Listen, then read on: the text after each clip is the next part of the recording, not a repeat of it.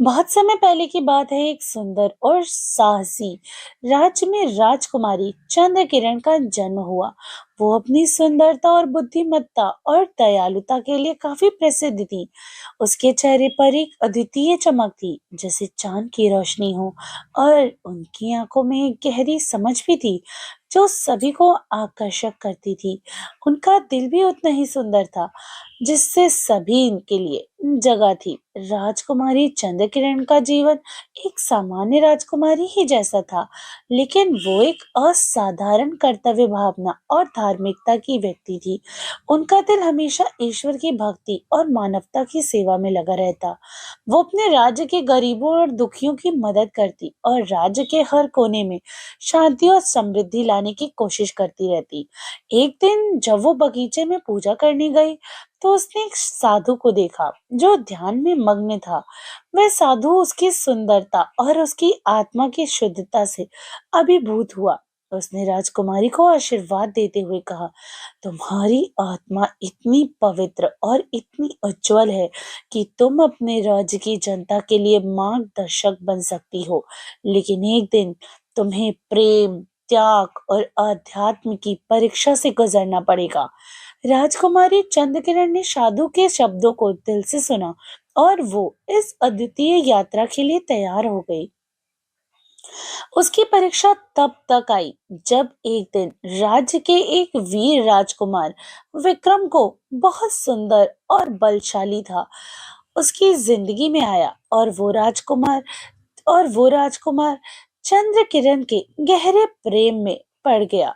उसने उसे अपना जीवन साथी बनाने के लिए प्रस्ताव दिया। राजकुमारी चंद्र किरण ने उसे विनम्रता से जवाब दिया, मुझे प्रेम की शक्ति को समझने का समय चाहिए, क्योंकि मैं जानती हूँ कि जीवन का वास्तविक प्रेम वो नहीं है जो हमारे दिल को आकर्षित करता है, बल्कि वो है जो हमें आत्मा के इस गहरे सत्य तक पहुंचाने में मदद करता है।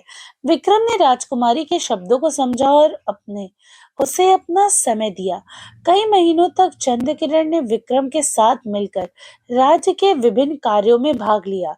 इस दौरान उसने प्रेम, त्याग और आध्यात्म के बीच संतुलन बनाने की कोशिश की। विक्रम ने महसूस किया कि चंद्र किरण का प्रेम साधारण नहीं था, वो एक दिव्य प्रेम था जो केवल सेवा और समर्पण से ही प्राप्त हो सकता था। राजकुमारी ने अपनी यात्रा को समझा और विक्रम से कहा, प्रेम सबसे बड़ी शक्ति है, लेकिन त्याग और सेवा से भी हमें अपने जीवन का उद्देश्य समझ में आता है। यदि मैं तुम्हारे साथ अपना जीवन बिताऊं, तो मुझे अपने भीतर की आत्मा की आवाज सुनने की स्वतंत्रता चाहिए। विक्रम ने उसे पूरी तरीके से समझा और स्वीकार किया कि उसकी राह अलग है और उसे ये यात्रा अकेली ही करनी होगी। राजकुमारी ने अपने राज्य के लोगों के लिए अपना जीवन समर्पित कर दिया और अपने आध्यात्मिक उद्देश्य की ओर बढ़ते हुए वे एक महान संत और गुरु बन गई। उसका प्रेम और त्याग उस राज्य के लोगों के लिए एक अमिट धरोहर बन गया। उसकी कथा आज भी लोगों के दिलों में जीवित है और हमें सिखाती है कि प्रेम केवल एक भावना नहीं, बल्कि एक दिव्य मार्ग है जो हमें अस्तित्व के सत्य तक पहुंचने की क्षमता देता है। तो फ्रेंड्स, आई होप आपको हमारी ये खूबसूरत कहानी पसंद आई हो। तो आप भी एक ऐसे ही खूबसूरत प्रेम को पाइए और इस कहानी का आनंद उठाइए। मिलते हैं एक बहुत ही खूबसूरत और रोचक कहानी के साथ बहुत जल्द।